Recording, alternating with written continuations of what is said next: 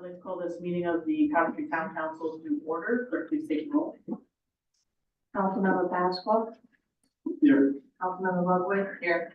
Councilmember Shockley. Here. Vice President LeBlanc. Here. President Lima. Here. Chairman Pearson, do you want to call your meeting to order? Calling to order the Coventry School Committee meeting at 6:34 p.m. I'll take the roll. Bradford Mayor. Here. Don Cameo. Here. Dave Florio and Anna Zosco absent, and Chairman Pearson. Please rise for the pledge of allegiance. I pledge allegiance to the flag of the United States of America and to the republic for which it stands, one nation, under God, indivisible, with liberty and justice for all.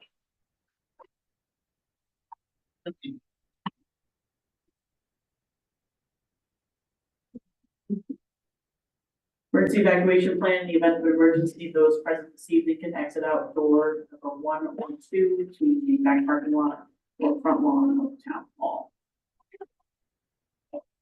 Public comment on docketed items. Are there any members of the public here in council chambers who'd like to make a public comment on docketed items? Come forward, just state your name and address for the record.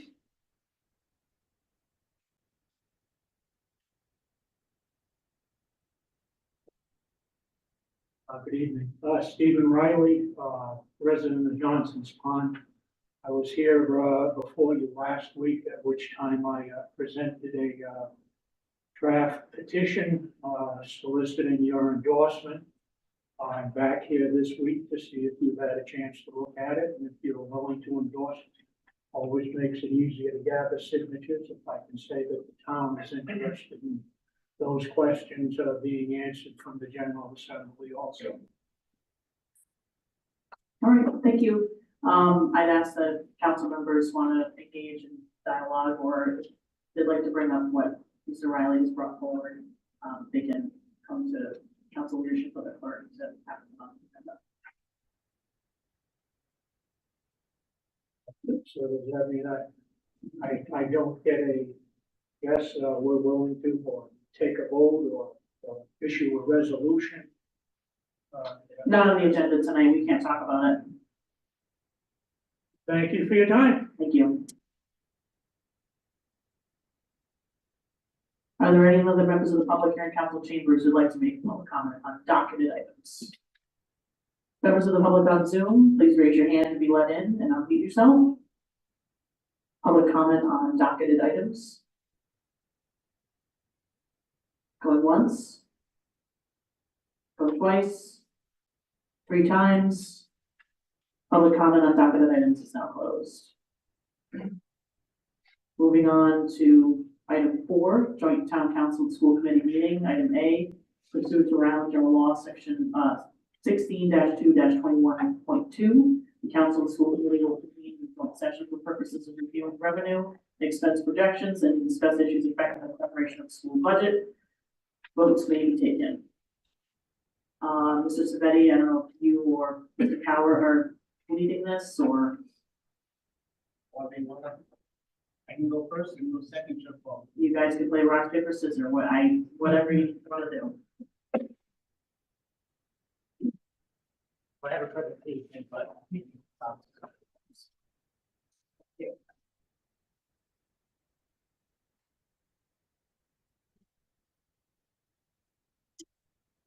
Don Howard, Superintendent, College Public Schools. I put together a short presentation to kind of go over what I believe the purpose of this meeting is and what I'd like to communicate to you all today. And so I'm not going to read every single word on the slide because there's lots of them. But overall, the purpose of today, as far as I'm concerned, is we want to make sure that we're fully transparent with the community. And the community has lots of stakeholders, including staff, parents, community members, elected officials. Our presentation is meant to communicate our priorities and how we'd like to allocate our resources when it comes to key budget considerations. We're looking to be transparent, gather feedback from you folks in preparation for our official budget submission, which will be in February and then in March for a final. And then the last disclaimer statement is essentially, and I think you all know this, but I'll say it anyways, considering that the budget preparation timeline, that the information presented today is very preliminary. It's based on estimates. There's a lot of unknowns at this point, and things that we go over may and could and might significantly change during the budget cycle process. So one of the things I wanted to make sure I kept in the front, being that I am the top educational official for the school department and for the community, is to make sure that we don't lose track of our mission and we lose track of our priorities. So essentially, the mission statement for Coventry Schools is to inspire, support, challenge all students in an inclusive community and to be critical thinkers, effective communicators, reflective learners, responsible individuals, and global citizens. And we have three main priorities. Excellence in teaching and training, and the translation to that is curriculum implementation, professional development, assessment data, and interventions for students who need them. Support services and equitable access to make sure we support the underrepresented students in our subgroups. And then community engagement and responsible citizenship is about attendance, behavior, family engagement. And these are all part of our strategic plan that has been submitted to RIDE. I am not reading this page, so you can, thank me now. But for future reading, each one of those priorities, 1, 2, and 3, has a number of goals underneath it. Those are the specific goals with the metrics used to measure progress and success. And each of those goals also has initiatives, which I didn't put on the page because as obnoxiously full this page is now, it would be twice as full. So I took the initiatives off. But the reason why I feel it's important to bring these things up is that the budget process is very important to us, but I don't want to lose track of what our responsibility is in terms of educating students and staying true to our strategic plan. So as far as our timeline goes, this is some estimates, but usually state aid estimates come in January, mid-March. They can change all the way through April and sometimes even in June. In January, it would be what the governor recommends, but that's before anybody has an opportunity to start taking stabs at how that budget will end up. So we don't know our state aid at this point. We can estimate based on the last 3 years' averages, but we don't know that. As far as tuitions, and there's a number of different tuitions. We have special education tuition costs for students who leave the district for programs. We have charter school tuition costs. We also have students who go to other public schools for CTE program. Those are all expenses. And on the revenue side, we have students who are coming to Coventry. And a lot of times we don't have firm numbers on who those students are until mid-March. In terms of what we're doing internally, all the different directors of the different departments are submitting their budget proposals to our finance department, including me. We also are all our principals working on their budgets, which need to be submitted by mid-January. We look forward to that point because once the budget is once those budgets are out of their hands and in our finance department, then we can start really crafting, looking at what their requests are, deciding if those requests are in alignment with our priorities, our mission, our strategic plan, and sometimes we make some strategic cuts based on what people ask for, and sometimes we have conversations about requests that are made and whether or not they are nice to haves or have. We also start looking at our transportation costs, just to kind of point out that we are renegotiating our contract with the bus company this year. We have health and dental estimates that come in March, April. Again, we're looking at our district costs for special ed students, that's ongoing. And then retirees, we get some people who notify us in December and January that they're going to retire. There's an incentive for them to notify us early, but there were some people who will not notify us that they're retiring, sometimes not even right through the summer. And so we are constantly monitoring the retirements and deciding whether or not those are positions that we need to fill, whether they can be eliminated through attrition, or if there's an inexpensive option that may achieve the same outcome. That's that. I have already shared with you and reviewed this 3-year budget projection. This was something that we had created in October. It was due November 1st by town charter, so I submitted it to the school committee and the town council. And then when Christopher and I came here in November, it was November 28th, we reviewed this with you folks. And this has been reviewed with the school committee. One of the things on the bottom of that sheet is the expenditure for the maintenance costs that's required. It's a general law requirement, 3% of the operating budget. I just wanted to kind of call out when we are looking at how we can address that mandate, we're looking at 3 or 4 different things. One of the things we're looking at is how we actually calculate what our maintenance requirement is. Because you can look at it from 2 different perspectives. You can say it's 3% of operations, that's the number. But there's also another way you can look at what that requirement is by calculating the number of square feet that you have in your district. And there's a mathematical formula that calculates whether or not that one is better than the other. So you can, it's almost like doing your taxes. Which one will give you the better outcome? And so we will be looking at both options, just taking the 3% off the top or going through and sort of doing our own little audit of space, learning space, and whether or not looking at square feet gives us a better requirement. We have the cost of projects that we're doing. For example, you know, we had a rooftop unit that you folks voted to approve through the impact fees. So, you know, projects like that, all those costs go towards maintenance requirement. We have trades personnel expenses. So anybody who's a tradesperson, it's not a custodian, but a tradesperson, their salaries can go toward it. And then new to our list is once the bond, you know, kind of gets put in place, I think it's due for May, then we can look at debt service as well. And all those things that count towards the 3% requirement. In terms of reduction strategies, you know, and just keep it redundant to other years, but I think it's worth repeating. We are constantly looking at how we can do things more efficiently. So we're looking at energy and we're looking at operational efficiencies. One of the things that we participated in that is just now starting to pay off is the virtual net metering. So we have a stake in a solar park that gives us credits that we can use towards our electric bill. That's just now being applied. We're still kind of teasing that out to see exactly what the savings is. We're also looking at technology. We have 2 different kind of categories. One would be your educational applications, things that have been purchased to improve student performance. A lot of times we'll look at usage reports, and if we discover teachers are not using the applications as often or with fidelity, sometimes we'll then go ahead and just eliminate that app because it's not being used the way we hoped it would be. And then the other thing we looked at is what we pay vendors for other educational technology and to see if we can negotiate better prices with the vendors for reduced costs. Professional development is very popular, very important to us, so we prioritize our professional development opportunities.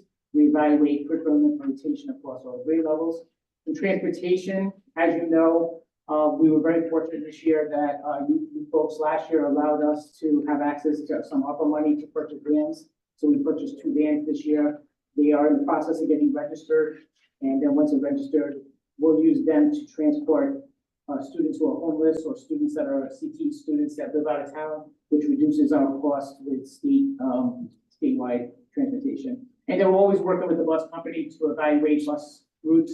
Last year, we were able to eliminate one bus. Doesn't sound like a lot, but you know, 1 bus is out of the fleet is actually, I don't want to misspeak, but it's a significant amount of money.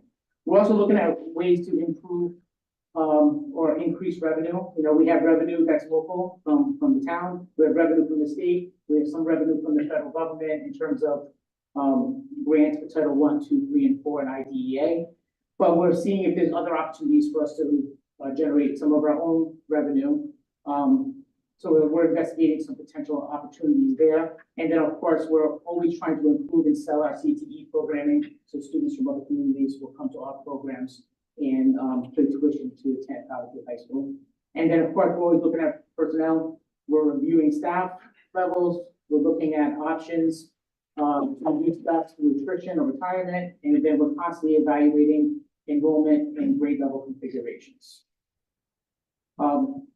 In terms of how we do things, you know, we try to be, just like the folks on the town side, very transparent. So we prepare a budget document that is posted to the website, shared with the town school committee. I'll be sharing a copy of the town council as well. Last year was a pretty good sized document. It was a number of pages, but it was a very holistic look at the district. It wasn't just an Excel spreadsheet with numbers and percentages. It included enrollment. It included accreditation, UCOA information, anything that somebody who wanted to know really how the budget is built and how we decide how we're gonna spend our money would be able to get that information from that document. We do a needs assessment, which is part of the strategic plan, but we also do our own needs assessment just to review our educational needs, priorities, and efficiencies. We develop our budget, we look at the revenue projections, the expenditure planning, and decision-making. We do presentations to stakeholders and work sessions, and ultimately we look for school committee approval, and then we do our part in contributing our request to the town. And then the last 2 pages, you folks voted on this, so it's not like the last time you see this, but what I did for our school committee is I took the budget calendar and I just went ahead and highlighted some of the important dates for us, so we stay on topic and don't miss any of the deadlines that we have. And, you know, I'd ask, obviously, you know, we understand, you know, the state kind of had to go for a barrel in terms of when you get your information, so just keep us in the loop, and, you know, we're made flexible on that. I'll take any questions.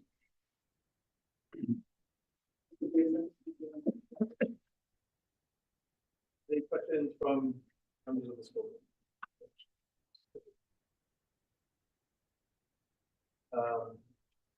Yes, I don't have any questions at this time.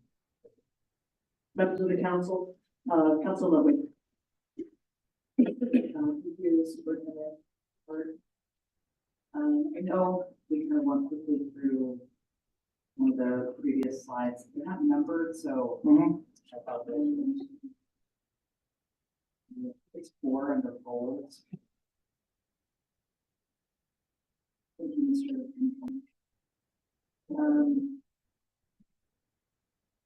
I don't think I've ever seen a slide with percentage numbers on it saying we are going to go to this goal. We are going to have an increase by this percentage.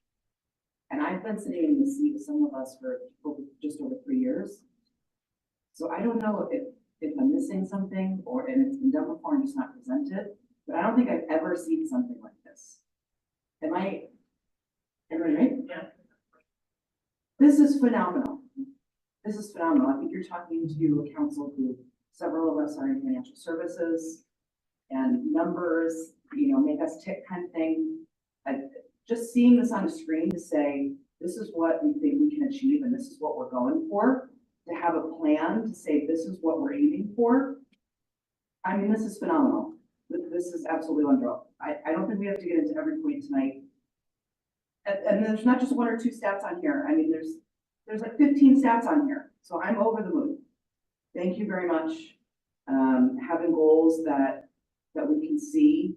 Several of us have children in the school system. I'm sure we're going to see these firsthand in our homes.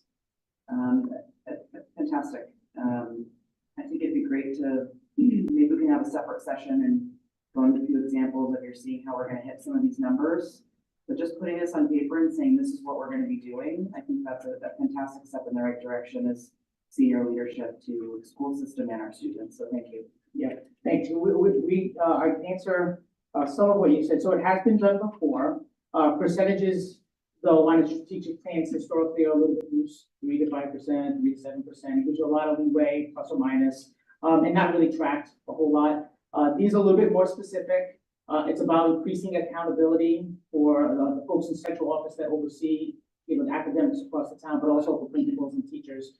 And it addresses the needs that we identified. So we know that there are needs on standardized testing, but we also know we have subgroups like students with special education goals, or students who are socially, economically disadvantaged, kids who, when we look at the data, have historically not performed as well as we'd like them to. So we targeted that. But we also targeted things like attendance, behavior, and family engagement, because we think those things are missing. So we're trying to come up with a well-rounded approach. And I will say that, and I hope maybe the school committee will, you know, back me up on this. You know, Amy and I have been working really hard to keep that in the forefront. So we've done a number of presentations for the school committee. We went over the strategic plan. We talk about how we look at assessment data, how we evaluate that data, tools that we're using to measure impact and make adjustments, because it's a science. It's really a science. It's way more complicated than people realize.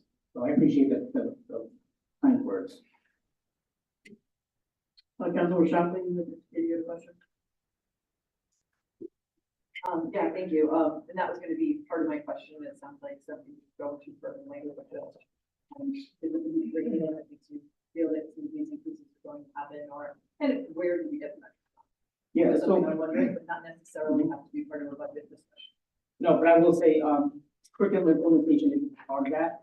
And we also have a lot of assessment tools that we're using. It's not just state assessment. We have adjusted what we do locally. You know, historically, we've used STAR, but we switched to another product, and then we have another product that supplements that. And so what we're trying to do is use percentiles and Lexile scores and come up with what we think are appropriate goals. But there are gaps in our student performance, and that if we don't have ambitious goals and percent increases, we're never going to do it. And this is a 5-year plan, but we're never going to close those gaps unless we're ambitious. And I will say, we've already reported this to the school committee. There are some places we've actually already made the progress that we were hoping to have made. And I'll plug this a little bit more. If you are on social media, Rhode Island Department of Ed did a story on us. It was the Broadcast Rock Stars. It was about our middle school who had an 8% increase in ELA scores over 1 year's time, and a lot of that had to do with the implementation in new. I like the 7th grade class where this year or something. Just based on that being all of inspired. I also wanted to ask, because I maybe knew this already, but as we go into a new budget season, I just want to make sure that I'm remembering everything. Impact fees can go towards the maintenance costs. Yes. As far as I know, I mean, you can correct me if I'm wrong, Bob, but they're specifically for capital. And so, you know, our understanding is that we can use that to meet our requirement. Okay, so maybe as we go into the budget season, we'll make sure we know exactly what we have for impact fees, what we might expect for next year. Yep, and I'll look into that, and if I'm incorrect on that, I will bring that back to you. And then as we're going into this, because it does relate to the schools, I'm curious on when we have to start paying, when we plan to bond, when we have to start paying back on the bond and therefore factoring it into the annual budget. And then also when the actual payments will start impacting that annual fee. Yeah, and Bob and Dan and Chris and I met and talked about that a little bit at our last meeting. I'll let Bob kind of address that because it's a specific finance question, but I don't think our debt service is as much as we thought it would be, which is good news for the town in the sense of what the outlay is in terms of, you know, interest and things like that. The bad news is we don't have as much debt service to apply to the maintenance requirement. So we'll get a little closer to that. Because I think we thought it was going to be much more. Got you, and that we can probably go into that explanation more. Question number 1. You want to go to slide 60?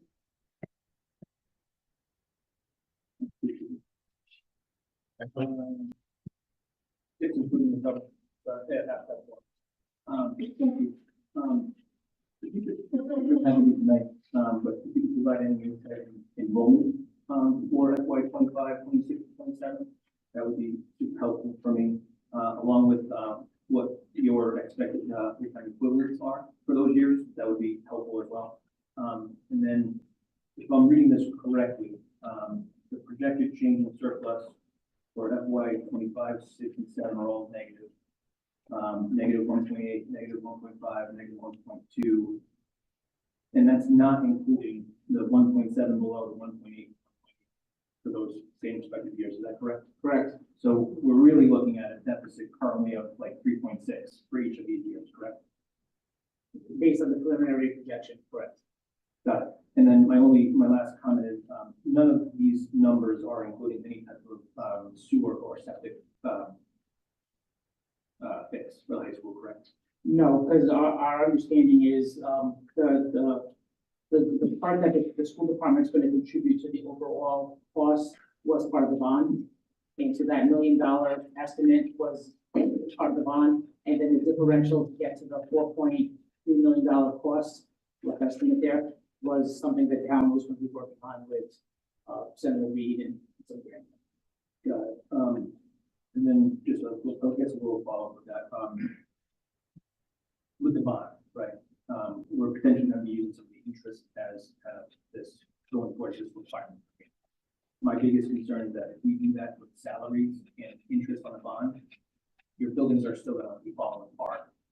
And we're gonna have to be pulling another bond in the next 10 to 15 years for the maintenance that we should have actually been doing to those buildings. So I just want to, at least, we're all being transparent tonight, so that's my biggest concern. Yeah, I think that's an excellent point, and it's our responsibility to make sure that we don't do that, right? We need to maintain our buildings, but I will say to you, being somebody who was on the building committee from 2018 to now, I'm a lifer, we need something in the next 5 to 10 years, whether or not we're able to maintain our capital requirement and building maintenance or not, because our buildings are in rough shape. So I would not want anyone to think that, we could somehow MacGyver our way out of that problem. Like, there are things that need to be done, and the only way they're gonna be taken care of is eventually we do something significant after this month. Understood, but my point here is, we're supposed to be doing 1.7 for 25, 1.8 for 26, almost 1.9. That's like, let's just round up, that's $6 million right there, that could go towards building maintenance. Agreed, And I feel like we could be spending that wisely on actual maintenance. agreed, and I'd like to. Oh, can I interrupt you a moment question? If you recall from the budget book I put together last year, I dedicated a whole section to enrollment. NESDEC is gonna produce a similar document for us this year. And our enrollment as of like last week when I had school committee meeting was 4,088, which is basically following the trend that NESDEC had predicted us having a 10-year decline. And if nothing changes significantly in terms of planning, building, construction, families moving in, we're expected to be fairly flat for the next 10 years. That could change obviously, but that's what NESDEC has predicted. So when we would do those enrollment projections for the years to come up, we would use that information. Further discussion from members? Councilwoman. Council, this question about everything is an interesting point because I actually have a feeling with all of the new rules coming through planning, I think we're going to see a lot of building, we're going to see a lot of numbers come in. I just think that's probably a major item.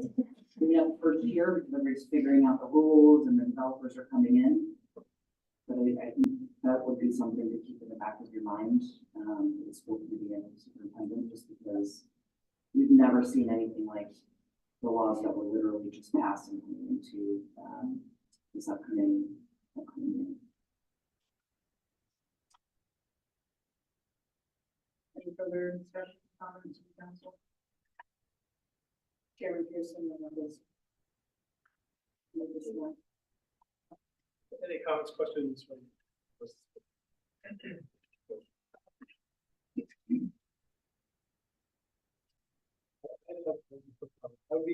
There was a comment made about deficit, and I'd be cautious around that. Deficit is a very specific thing, so you can say we're funded by the deficit, but I wouldn't say that necessarily positive. Deficit.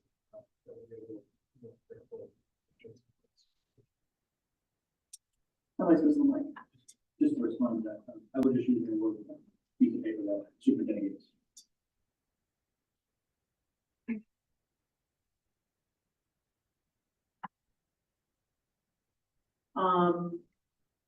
If you have nothing else, Mr. Cower, I don't know if Mr. Signatory, if you had anything related to this item that you wanted to go over, or you just had to figure it out.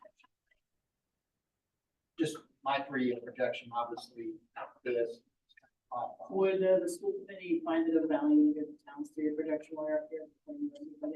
Charter. Not saying I wouldn't present it, I'm asking if you'd like to stay up here while he presents it, instead of you adjourning your meeting, and then. I think that's. Okay, that's what I'm asking. So I just would ask the members of the council, there'd be a motion to take the agenda out of order. Motion by Vice President Blank. I'll second it, second by Councilor Shockley, and this is to take reproduction at this time. Any discussion? Here none, clerk, please take the roll. Councilmember Pasqua, President Ludwig. Yes. Councilmember Shockley. Yes. Vice President Wong. Yes. President Beamer. Yes. All right, thank you. Mrs. Samedi, the floor is yours.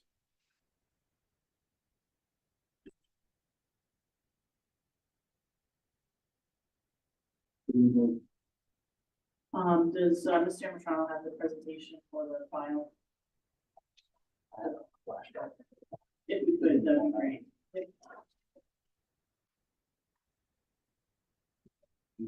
Yeah.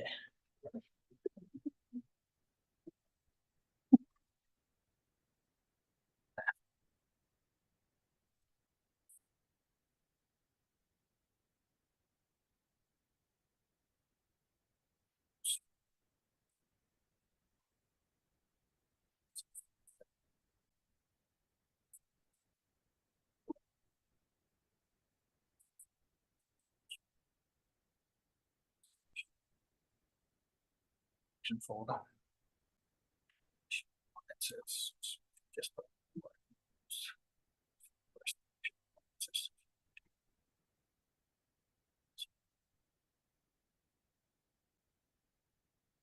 That says that Polis is pictures from Florida vacation. You don't want to see those. Speedo doesn't look good at weight. Ethics violation. All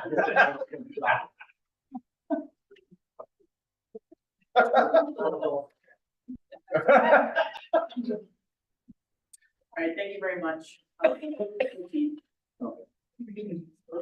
So in accordance with the, the council's request, and I guess the town ordinance, we did put together a 3-year projection, looking at fiscal 2025 through 2027.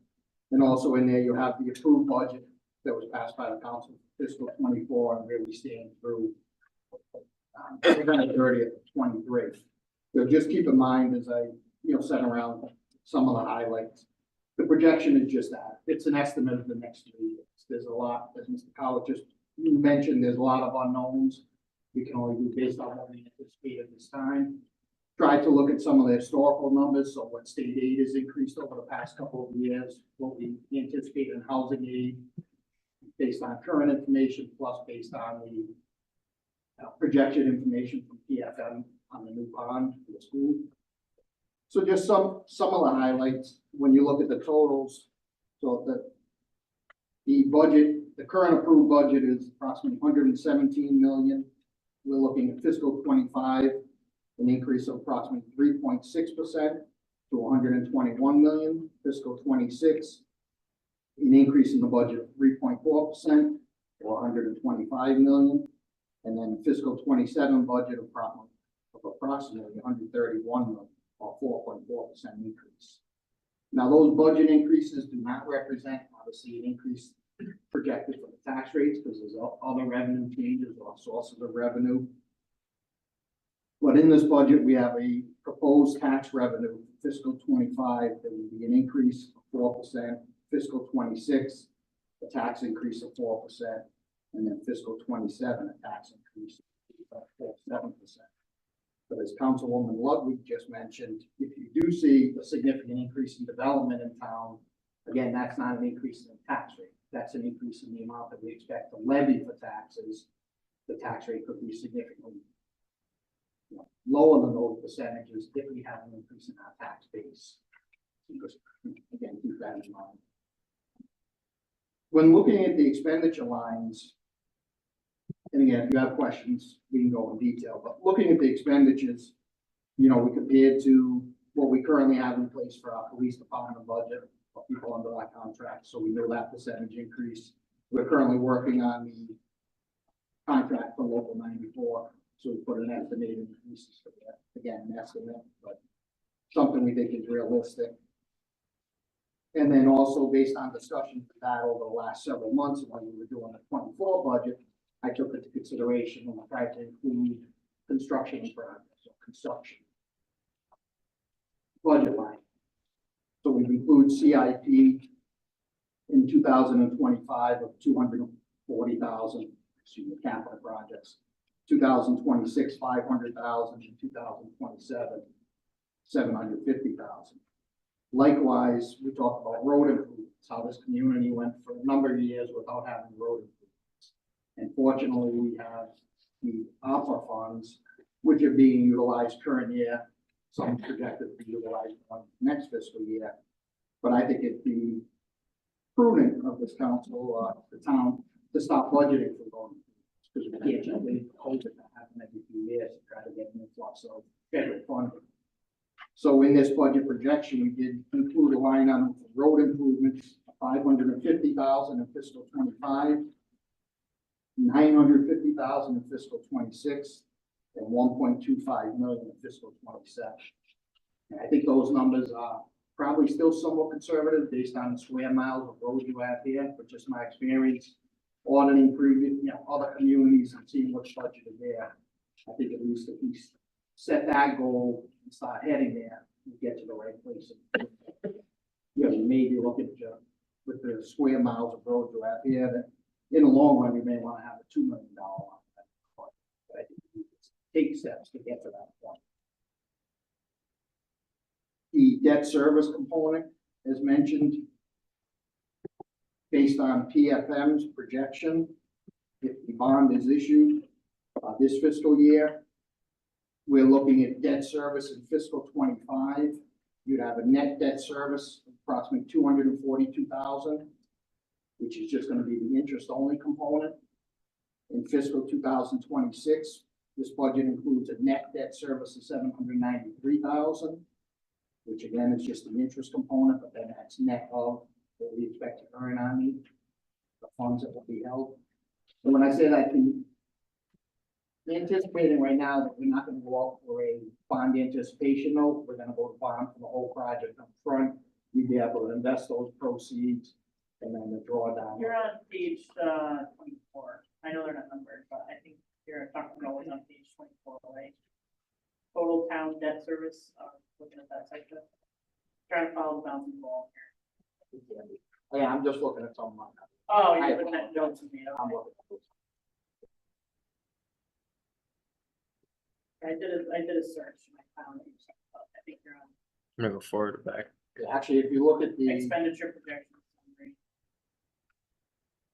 if we would go to 3 pages from the back, go back forward. Doesn't have the expenditure. More. Right. You all the way. Oh, I see, page 74. Yep. You should 3 from the Debt back, right? service. Page 74.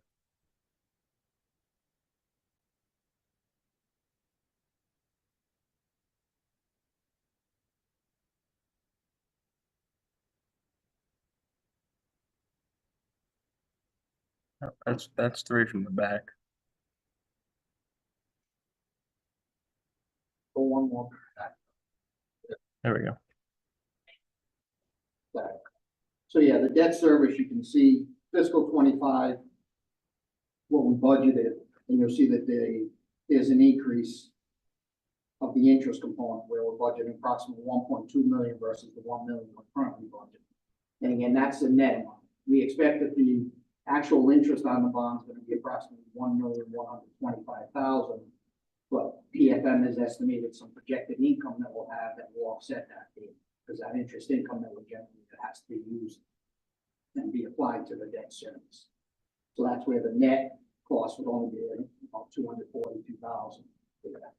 And it's doesn't actually equate to 242 because obviously we're going the interest on the other bonds is decreased. So it's based off the actual bond schedules. Fiscal 26, same thing. We have a net increase in the interest component of approximately 793,000 relative to the new bond. And then in fiscal 2027, the projection is where you can see the significant increase in principal, which is going up by approximately 1.4 million projected principal payment, and the interest goes up another 1.125, 1,125,000.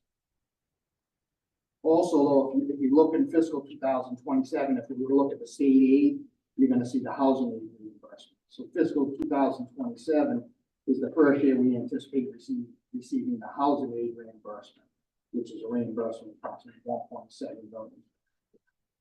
So as Don had mentioned in his presentation about some of the discussion we just had. When you look at the school department's 3-year projection, they look at the maintenance cost. So that first year where they show the maintenance cost shortfall or unfunded of 1,768,000, based on the anticipated debt service schedule, you'd be able to reduce that by approximately 242,000. So your shortfall anticipated is approximately 1.5 million. For 2026, the shortfall of 1,816,000, you would reduce that by approximately 793,000, resulting in a shortfall of just over $1 million. And in fiscal 2027, their projected shortfall of 1,863,000 would be reduced by 805,000, or roughly $1,050,000 would be the shortfall. So that's where you would take the debt service component to be able to apply as part of the cost to at least get closer to meeting that requirement. In the projected budget, so if you go up 2 pages, I think, towards the end, one more. That one. So in our projection for the school department, obviously, like I said, it's a projection at this time where we're anticipating, not necessarily where we're at, we obviously see the school come forth, but as you can see, the projection we have here, my proposal is where we're increasing the local appropriation to the school department by roughly $1 million each year. So it's a 2% increase annually. Obviously, it's not equal to the school projection, so we have some gaps to close, which is something we anticipate everybody here, each coming up with our numbers. But there's a 2% increase there. In addition, the state aid that I budgeted for the school state aid, you'll see I'm projecting roughly a 3% increase, where in their budget projection, they're utilizing a 2% increase. Again, until we get the governor's proposed budget and the final budget approved by legislature, we don't know those exact numbers. And then the SRP pension contribution, similar to the municipal pension, police pension, those are numbers that are determined by the actuaries. So we are trying to budget the actually determine the contribution, the required contribution. So again, those numbers that we have there for the school department, those are based on numbers that were provided by the Angell pension group. So the actuaries of the other schools, they've actually given numbers of projections for the next 10 years of where we think we'll be. But again, those like all the numbers here are subject to change. You know, contingency, one of the streams, I think we just went by.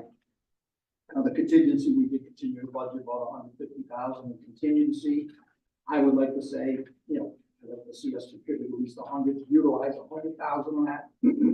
Excuse me, annually for the OPEB contribution. So we do have other post-employment benefit requirement. So I'd like to see us start to fund that, and that's where we utilize 100,000. Then it would still be 50,000 from this. Obviously, there's a lot of details, highlights, but we have to answer any questions. Members of the council, Council Ludwig. Thank you, your director's thing. You know, it's hard to figure out where some of the funding we can and we're seeing the numbers are that you just highlighted. I was just curious if there's any other revenue sources that we may not have thought about. So, for example, we have the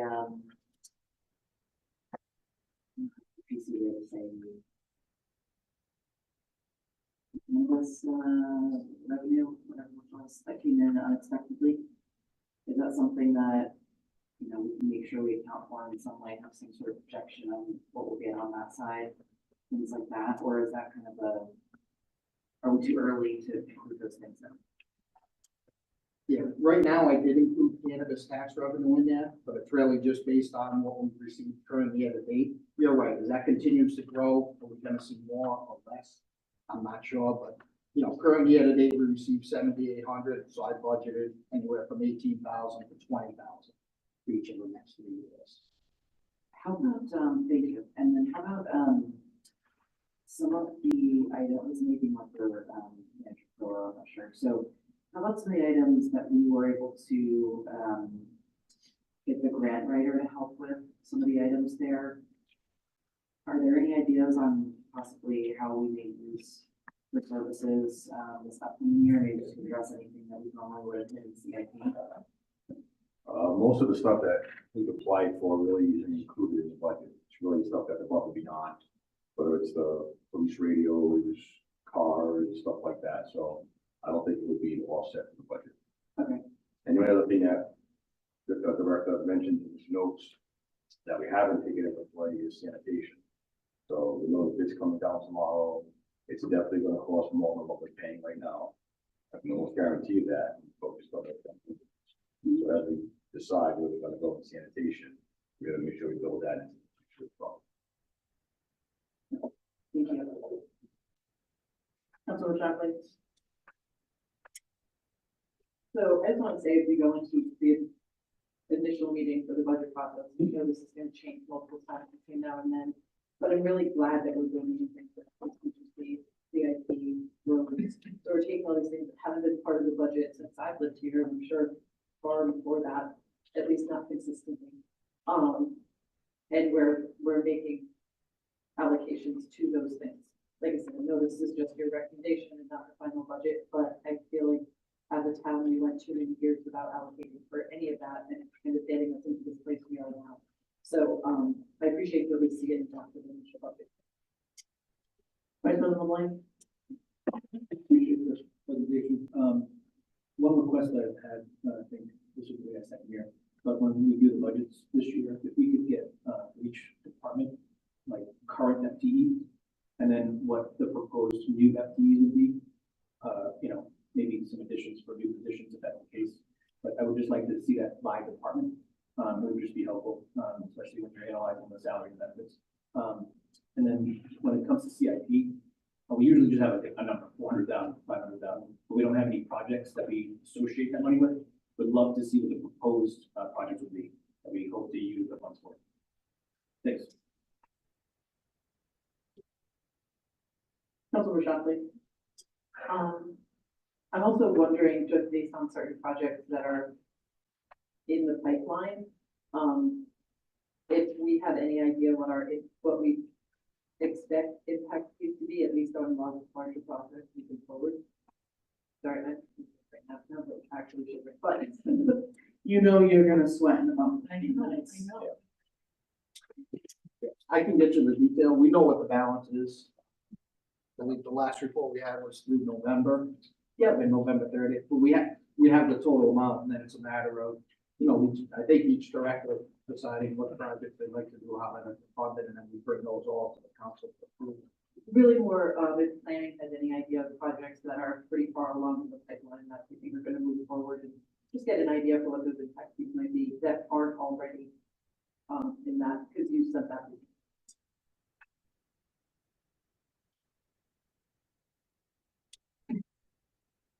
Any further discussion? I just want to say thank you. Been on the council since May of 2021, and this is the first time I've seen a 3-year budget.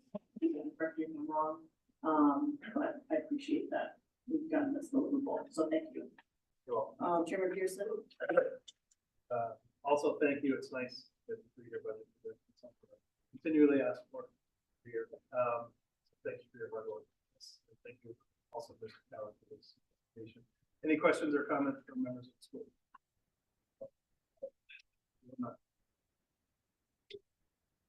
Last call, something council. All right.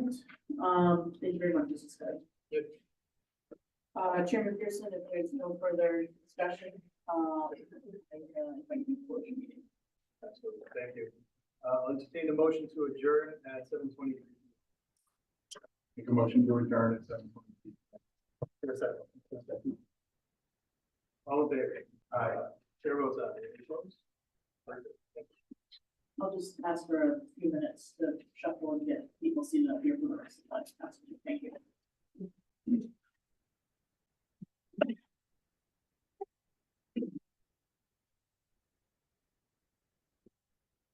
Sarah, fine, could you for a few minutes? Thank you.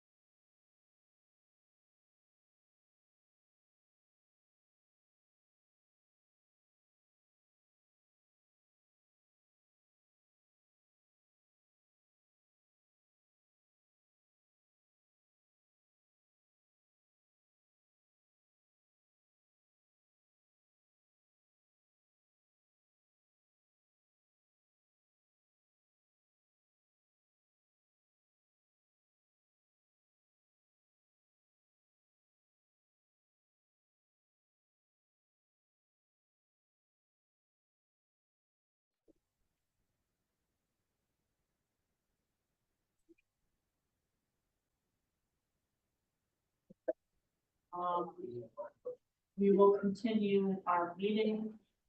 Moving on to report of the town officials, item A, designating the solicitor. We have, MERS evaluation, and item B, designating the town solicitor as the town representative and signatory on environmental and other matters related to environmental closure and PR.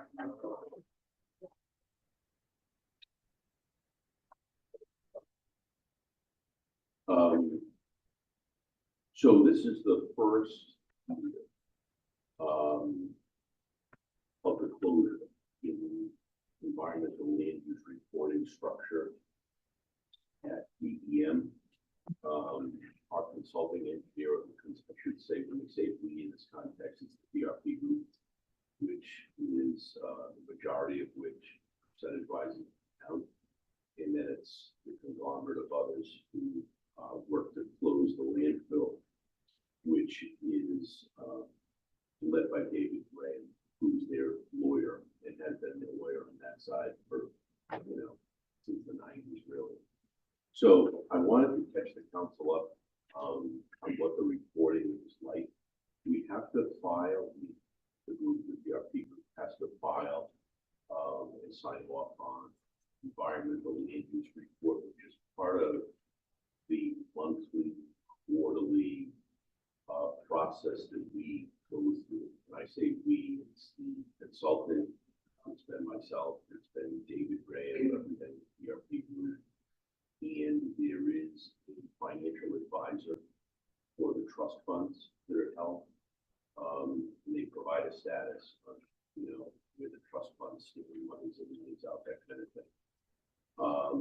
And in the past, Lock and Ward, his predecessor, and his agent Palmer and Dodge, and then it was E&A before that, were primary counsel. Now, they worked through the landfill closure process, and they signed off on everything. The PRP group is requesting that the lawyers be in the middle and sign off and report back to the respective groups, and I told them that I need to do that. Report to the council. I can get monthly reports from the engineers on the status of things. Usually, they monitor groundwater, they monitor the catch basins, they monitor sinkholes, we have some sinkholes. They go out there after major water events, such as some of the rain we've seen. They have a very good sense of what happens in competitive moves and those kinds of things. That's a particular report because the council is well aware, in DEM as well, that there'll be a construction project on that site, beginning in springtime, with the construction of the solar array. Prior to that, there will be the construction of fence, or a fence around the landfill. As part of this process, we've actually the PRP group and the institutes have identified some particular problems with the placement of the fencing, as well as the access points to the site. Many of you may know right now, obviously it's bad, but the gate system, when it's open, if it's left open regularly, the town does have access to that site for purposes of setting job, close the windshield off. So, nevertheless, when those gates are left open, you have me go up,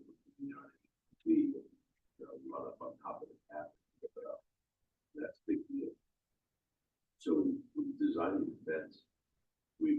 It's being designed in such a way that the landfill itself will be completely removed. To get onto the mound, if you will. And then there'll be an area that should enter, like a giant fence, the vestibule, I suppose. So in that area, you can't get on top of the landfill unless you can open that side gate. So that's part of what's being designed and will be put in place to protect. I've been working with manager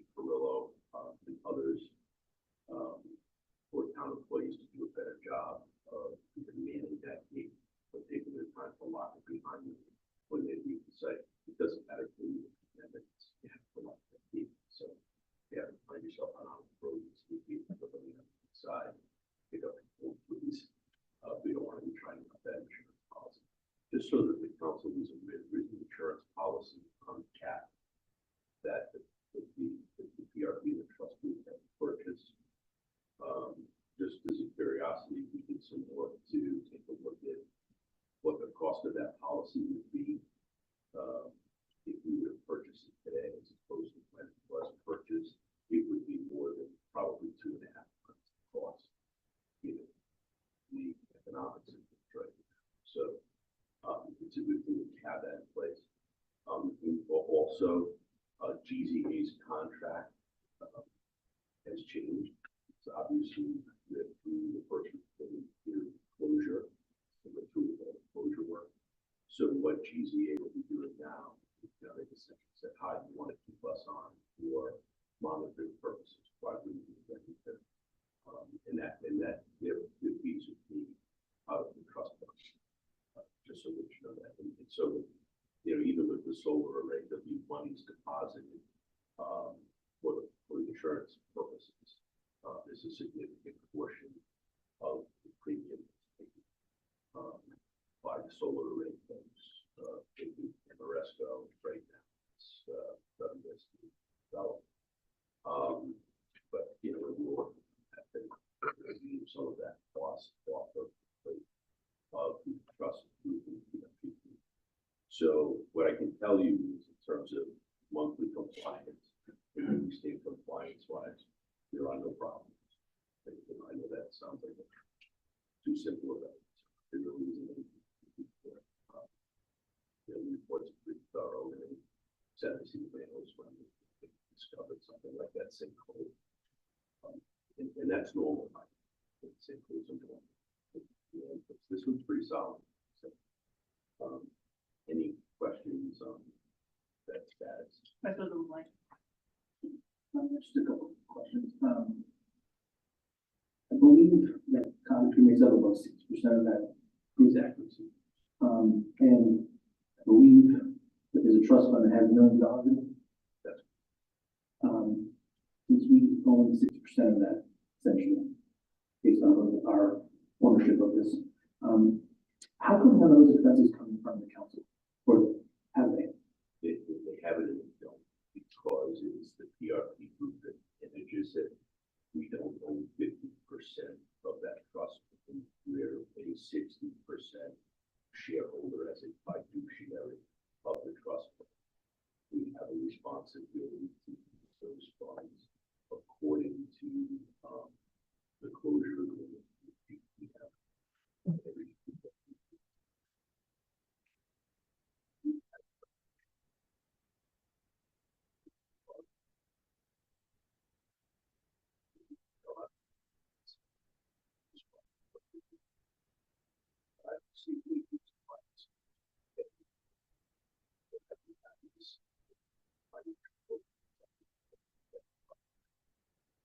That would be the next slide. Thank you. This is all new to the PRP because I'm sure those folks are going through the same thing on their end. We've not been a final closure monitor. This is the first bit of that. So, that's what we shot there. Just a quick question for clarity. So DPW, for whatever sediment they put over in the area, they only need access to the vestibule area. Correct. So no one would even ever need to get past that gate through the town employee. no, but that's right. Nobody can know really should be on the landfill cap proper unless, of course, it in the future have something to do with the solar array or it's the engine. Sure. Okay, I just wanted to make sure I didn't put that one. So, I'm sorry, any further discussion from the council? So, I assume you're looking for a formal vote of the council this evening on that designation? So that I can sign off on the environmental land usage restriction site report, that's the annual report that goes. So, and that's another thing that is a problem, but.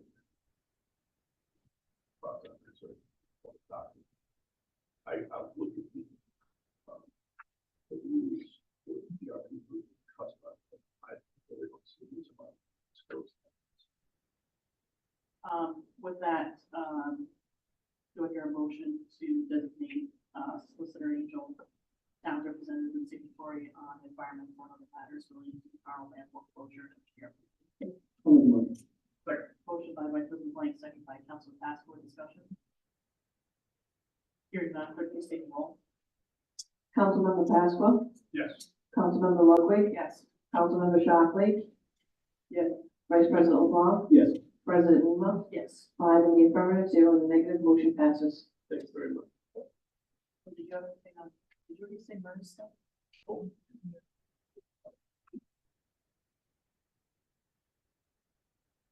First. So, I've been in direct contact, with Frank Huffman-Steve, who is the director of, essentially the state employment retirement system. He is a very intelligent guy. You know, just really resource. In the context of associated with the context of the, IDP organization.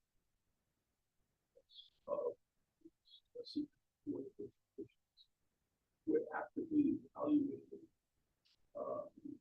the cost and the benefits of having firms essentially acquire income obligations on a go-forward basis of providing retirement benefits to town employees. In the past, my understanding is that there's been, please correct me if I'm wrong, that generally there's been some reluctance to explore that, given the actuarial costs involved. And so I went down that road to meet with the director of companies, who incidentally, based on his travel schedule and some other obligations, was not able to come to the town. And meet with myself and Mr. Survey, has volunteered to do so. He said he'd love to have a little trip.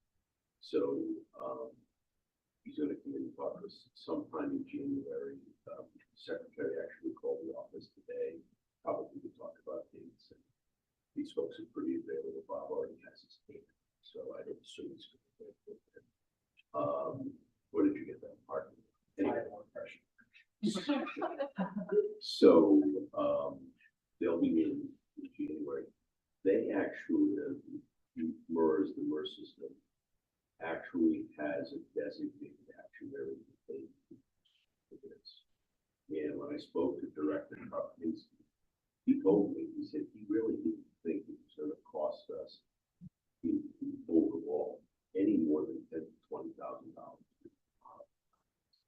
And I had been told it was substantially more than that. And they're prepared, if there is a merger of that kind, to roll that cost into the back end of the merger, so it's not like at that bill for them. And, you know, of course, Director Huffman's using it. It's, you know, I know that, you know, you're limited on funds. There are often suggest like this that we can use for this necessary. It's a discussion worth having in terms of the potential liability in the future. That not just for police and the councilman, more folks, but also, you know, upcoming discussions about taking on the other half of safety services, you know, fire departments and things of that nature. So it's a pretty big burden for the size. You know, it's worth at least a discussion. So if you folks want what that looks like, that was dialogue that the manager and I had. You know, negotiation. And some folks in the boards have expressed a willingness to explore this. I know that the IBPO wants to explore it, which would be for them to explore it. And when I went to the director of the police, I said, you know, what will it cost for us? Because we have needed. He said it's not. And I suspect it comes like with the ramp up that they do. To do the modeling, they have to build, you know, a certain sunk cost for that, so that add another group of employees,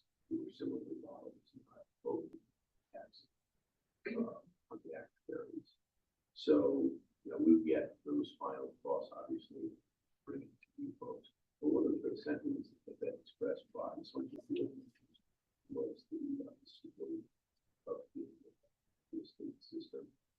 There was some discussion, not with those members, but talking with director Kaminsky,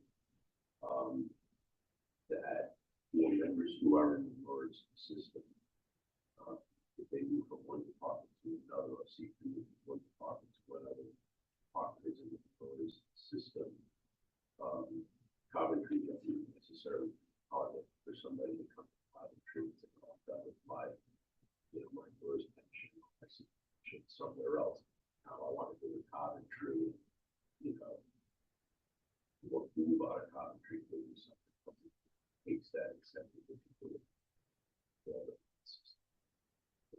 Disincentivize the jump to Coventry to somewhere else. Yes, that's sure. So that's where that is. It's kind of a long time coming because did we end in September? The IBP, when was that?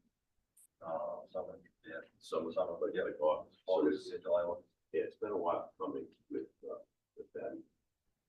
And so that's where that's. Questions? Councilman Campbell? Councilman Shockley? So it sounds like we're already investigating any of our municipal employees and public safety. We'll can look into moving into reverse function. Isn't one of our retirement funds not a pension any longer? Yes. So I guess I'm confused. Well, we have, maybe three. So obviously there's a difference between defined benefit and defined contribution. The management of those plans is still spending, I'm sure. But when I say the house, it's done by an investment advisor, GYL. In some cases, in some of the models,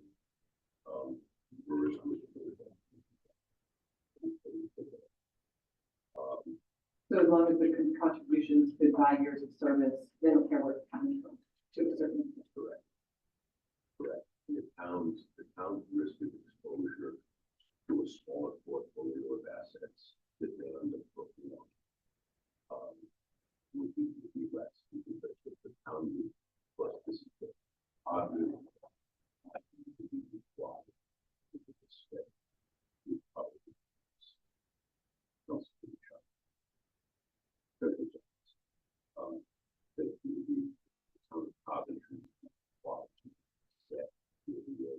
Contribution to the city finances, market very well.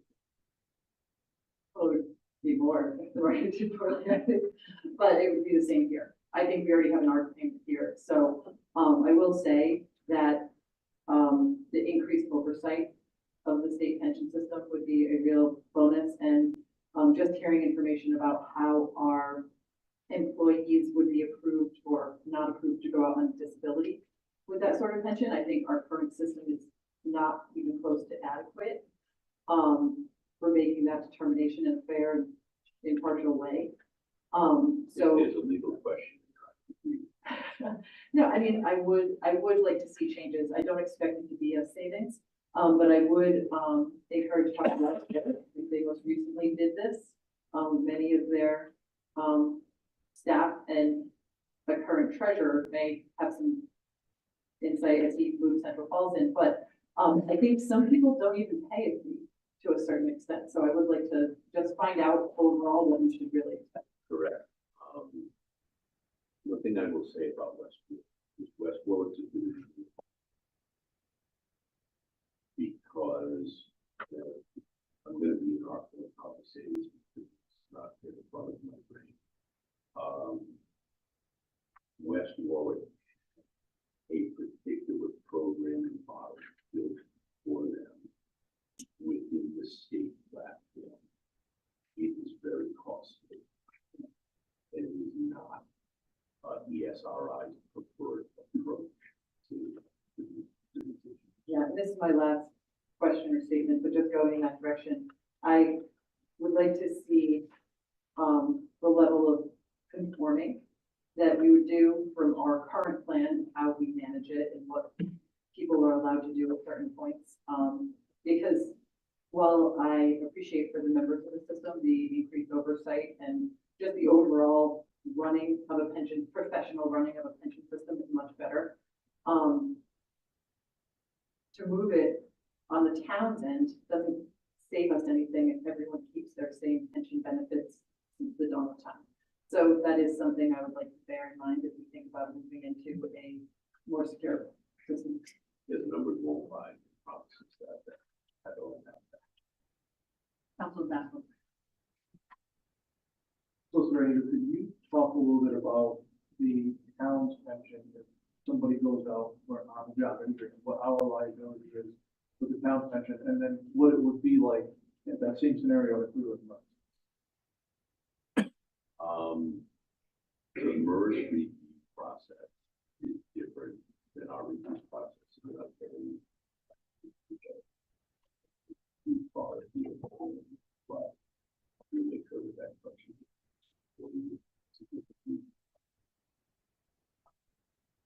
As far as the financial obligation, if a person's been here a year and they go out injured, what's our liability on the town side versus what it would be at MERS? I don't know the answer to your question off the top of my head.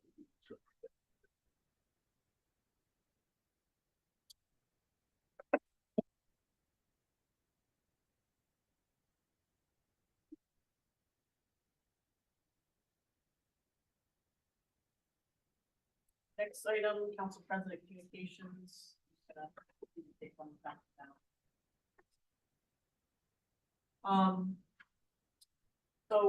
Members of the council, you remember in the summertime, kind of halfway through the year, we did an evaluation of where our legislative accomplishments stood or what we were able to achieve.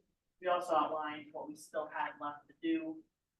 So I wanted to, at this point, share with you an update on that list. So that's what you have in front of you. I would like this as part of the minutes this evening, on the record. And if we could post this to the town website as well, I'd appreciate it. So we've met more than 40 times this year. I think it was 41, 42 to be exact, but it's kind of to count all of them for the calendar. You can see our list here. I bulleted in the first part what we've been able to move through. I'll move through some of them for members of the public who don't have this attachment. We allocated 1.3 million in ARPA funds to fire districts. We supported establishment of historic districts. I'm sure some of you have seen the brown signs around town for those neighborhoods. We conducted an automated ethics training for town employees and board members. We hired a town grant writer who we'll hear from next month on what she's been able to bring in, and since she brought her on, and I believe it was May, since she's been here. We hired specific outside counsel and financial care experts on communication efforts. We submitted 6 projects to the DEM priority list related to sewer and wastewater improvements. We enacted sewer ordinance provisions that placed the ceiling on assessment values. We preserved town historical artifacts with bicentennial map and ARPA funds. We coordinated legislative execution and GA ratification of our approved charter questions, and then also worked well with our GA counterparts for the School Construction Bond Act. Updated our wastewater facilities plan. That will be back in front of us after it's been in front of DEM next month as well, to finalize that. We supported urgent action funding to address the Coventry High School wastewater emergency. We have our updated comprehensive plan, which hadn't been touched in 20 years. Director Robillard was able to secure a partnership with Transport Vans for Human Services, offered award the year for free.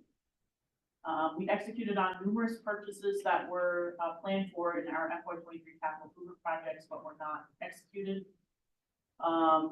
We approved school bond referendum ballot language and we had the $25 million bond pass on in October of this year. We made a commitment to infrastructure maintenance with our roads with the Paid Forward program, and we also secured about $800,000 in municipal roads program funding from the state. We restarted our traffic committee. We're analyzing the future of fire services in town. Those results are due to be delivered by Dynamics on January 9th meeting. Council member Ludwig helped bring over the finish line of the EDC, the small business gift card program. I've seen a lot of positive feedback about that online. The landfill solar array agreement has been brought over the finish line. The IBPO contract ratification and OPEB trust and the CTA and SRT contracts were brought over the finish line this year. We updated our floodplain ordinance, which was super important, as you can probably see after this weather we just had. We established a revaluation escrow fund with guidance from Director Savetti. We submitted CDBG grant applications for the first time in probably over a decade, based on what I've heard from Director Levy at Coventry Housing Authority.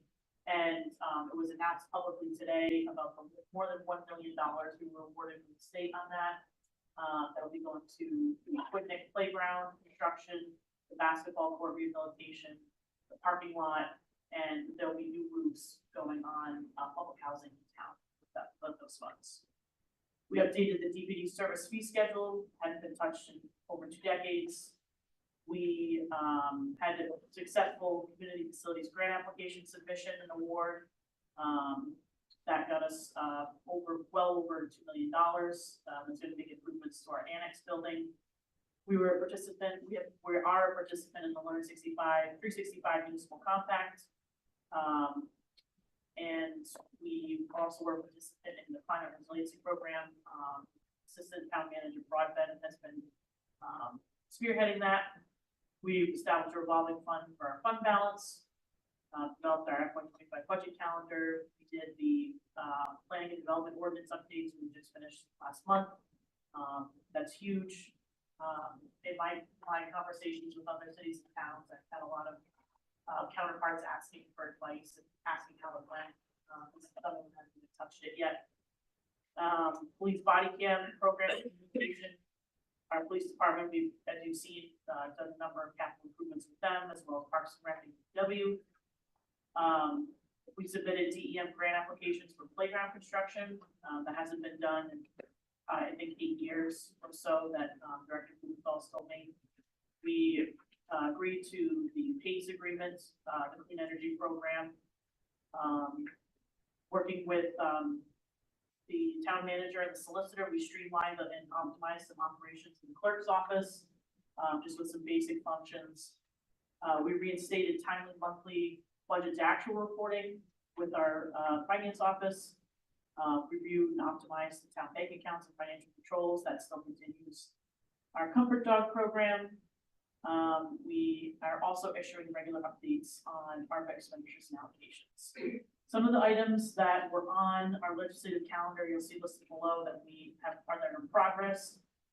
Those audits, finalizing the neglected requisitions, the sanitation services IFB, but sounds like that's forthcoming in this week.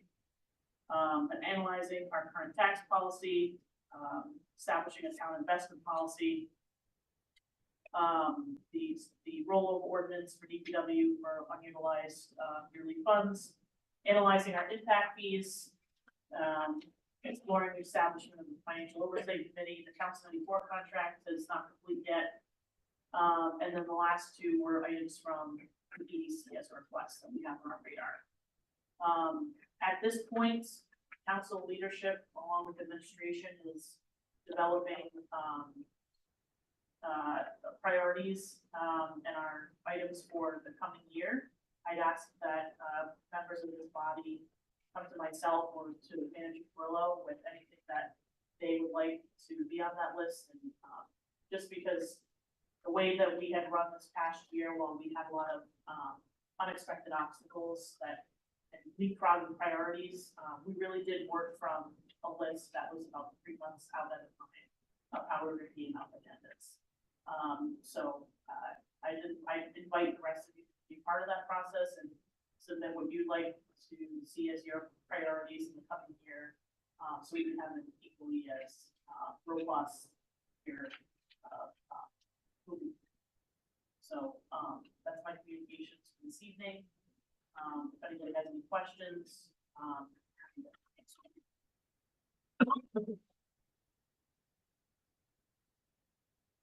Thank you. Moving on to council business matters carried over. Item A, update on outstanding fire inspections for liquor and victualling licenses.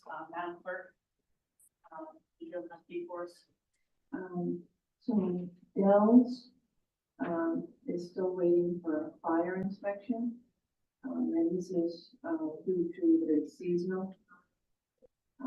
So it should be within the next 30 days once everything, the business owner. So they're closed anyway. Until Yes, this spring. seasonal, yeah. Do you recommend?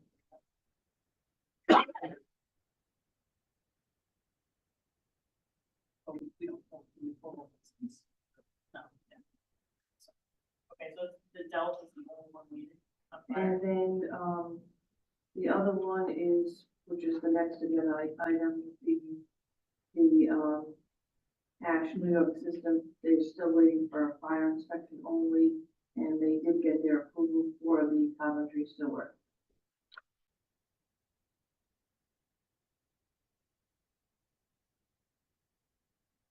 Recommend.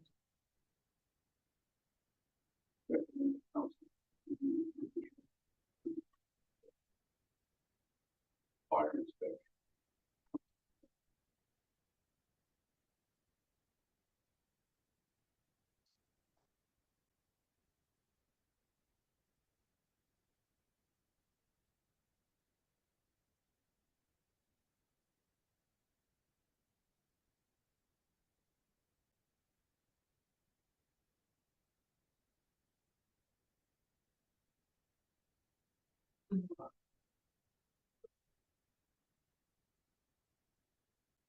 Could we do it to the January 23rd in the town? Doesn't that be pretty? So, like, Pleasure of the council. Make a motion to continue to January 23rd. I'll second them. So the motion to continue the provisional, approval of the license, with the directive to send out the open office. Or basically. I don't want to do that second part. I don't want to put this business through more work. than Oh, any I'm other sorry, business. I thought you were motioning for what you said. Yeah, it's just, the fire inspector has to get out there. And I don't think they should have to do additional inspections just because the fire inspector hasn't been able to get out there. So I would say, move the fire inspector to have that be next on their list, but not our other. Okay. Understood, sorry about that. So the motion is to, continue the provisional approval of the license to this council's January 23rd, 2024 meeting. We have motion by President White, second from Shockley. Any discussion on the motion? Hearing none, could please take the roll. Councilmember Pascal, Yes. Councilmember Ludwig, Yes. Councilmember Shockley, Yes. Vice President LeBlanc, Yes. President Lima, Yes. 5 in the affirmative, 0 in the negative, motion passes. Anything else, Madam Clerk, for us? Outstanding licenses? Just Dallas and Ash. So the only other one would be Coventry Nutrition. They passed their fire, but they still needed certificate of good standing. But it's not on the agenda. No. Well, no, I'm sorry, update on outstanding fire inspections. So that's Right. technically not on the agenda. Right. Fire inspections of liquor. But it's just fire, so I thought, yeah. We can kind of, talk about Coventry Nutrition.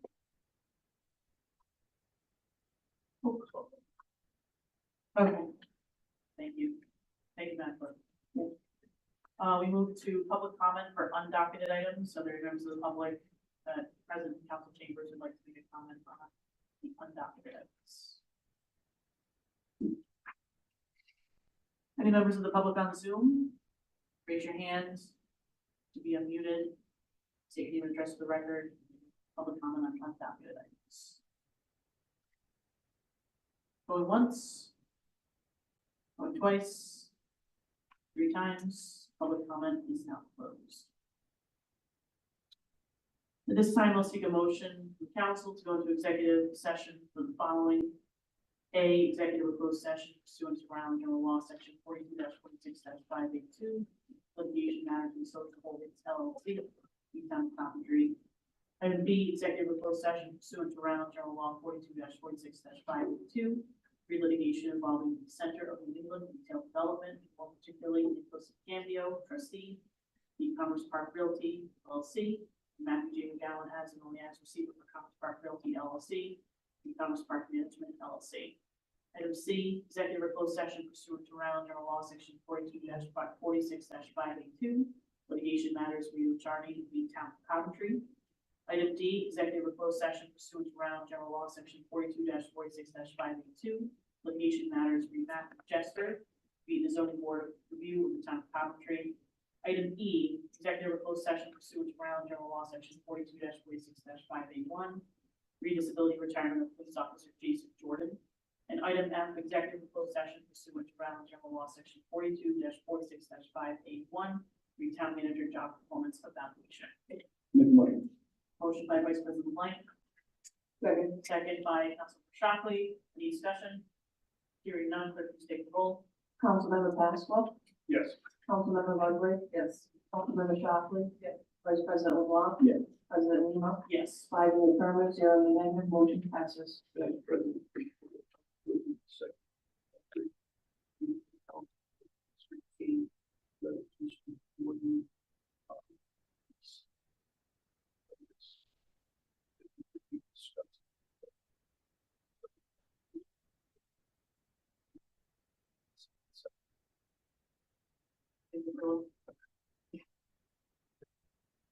Yeah, to have communicated with Detective Jordan, we had communication advising him about the meeting, and he has declined to participate, and would like this to be discussed in executive session.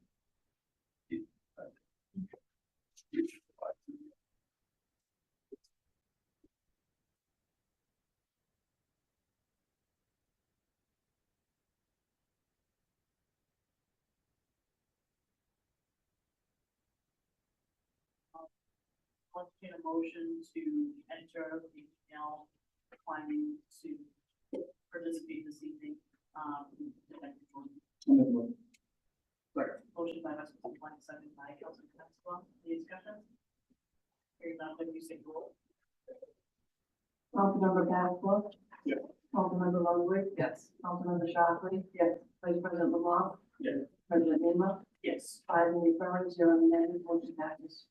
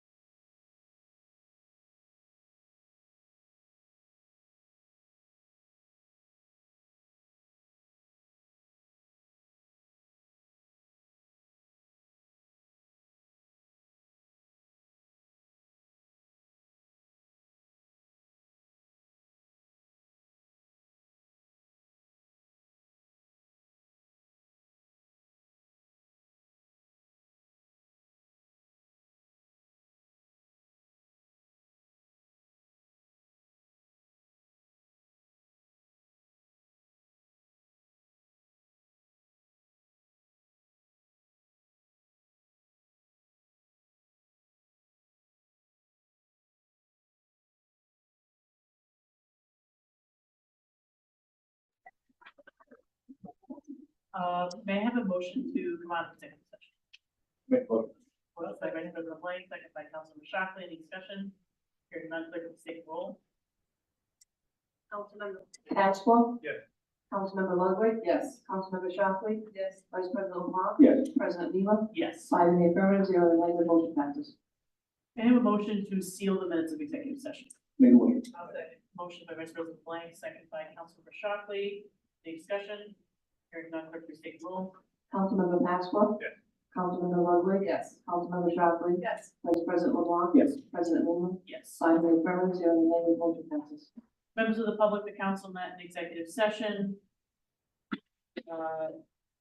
On 6 items, discussion was had, no votes were taken on any items. At this time, I'll seek a motion to adjourn at 9:58 p.m. Make motion. Motion by President Blank, second by Councilmember Shockley. All those in favor say aye. Aye. Chair votes aye, we stand adjourned.